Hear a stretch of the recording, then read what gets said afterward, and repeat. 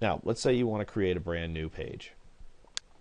If you click on that plus button up there, you've got your new page. Let's say you want to create, I don't know, a page for question of the day. All right, so let's say you're creating question of the day. Let's see, and there's some options for type of page. A web page is basically just a page with some places to put text and pictures and things. Okay, there's no way to post on it. It's not a blog, so that's just a blank, basically a blank canvas. The announcements page is the one where you can upload or I guess post different things. It'll have a date and a time attached to it. And these are the pages you can pull from on the front page. So that's what we're going to do for this one. We'll put it under home because sometimes it's just a good way to organize those, and hit create. So now I got a brand new page. Okay, this is question of the day page. And I'm going to create a new post. And my new post is question number 1. Here's my question. Okay, now, so this is the page. We like it. We're going to go ahead and save it, which means it's being uploaded. It's going to the internet. Everybody can see my question. All right, but at the home page, I don't see my question of the day, and I'd really like to see my question of the day as another box down here in the bottom right corner. So we're going to do that. We're going to edit this page, this home page right here. We're going to click edit. So now we have it. We've got our 2 columns. You've got your boxes here. We're going to hit enter one more time, balance these 3 out. Now we're going to insert a gadget. So insert my gadget. It's going to be recent posts. So now it's going to say I'm recent posts, and I'm adding from which file do I want. I've already got one for news, got one for daily class activities. Look at that. There's the question of the day we just created. That's where it's going to pull it from. Let's put the full post on there. Sure, it'll display 5 posts. Let's say we want the title. We don't need a border. Again, this is all, you can experiment with this and change it. Hit save. Notice I have a new box over here now. If I click save, which means I want to see this page, what it looks like, there it is, recent announcements. Now it's pulling that question. Okay, these are really great ways to keep all of your information organized and on the front page. So if someone goes to your website, they see the most recent updates, they see recent announcements, they see question number 1. Let's say I want to change that recent announcements. That's not what I want that to say. That's crazy. I have something else. Okay, the way we do that, let's go back to our edit page.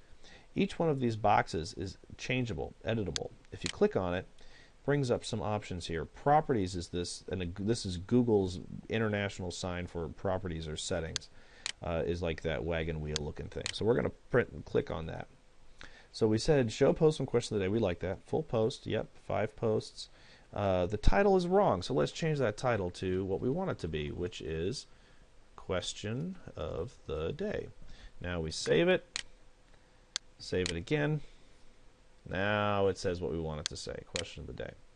All right, so you've got your website set up now. Again, this is going to be something that you're going to want to change or set up the according to what you want.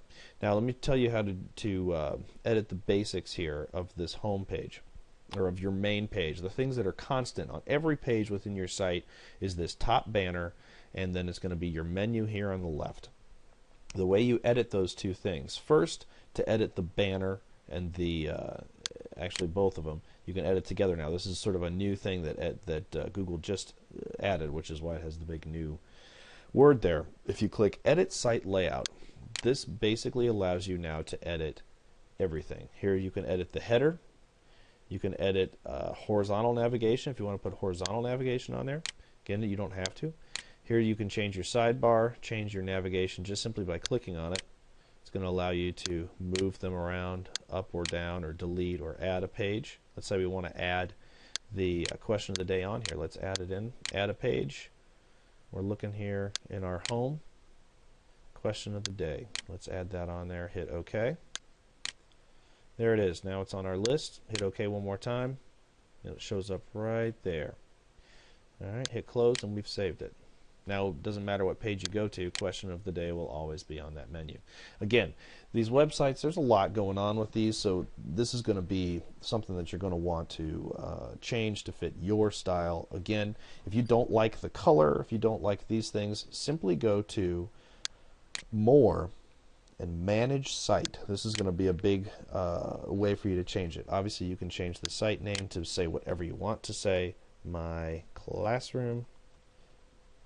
Okay, the site description if you wanted to put a description in there, the amount of storage you've used, and I'll explain that in the next video why that's important. 100 megabytes is not very much, which is what we'll talk about.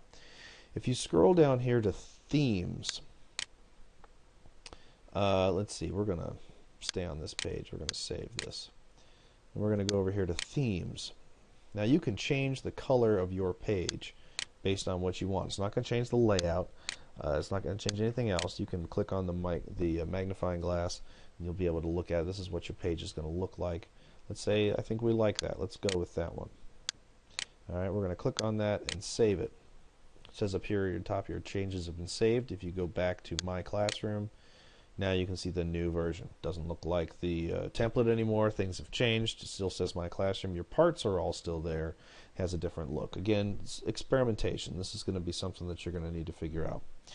Okay, in the next video, video number 3, we're going to talk about how to link between a post that you've created and a document in Google Drive, so that students or parents or other teachers can click on those and get access to that information. So we will see you in the next video.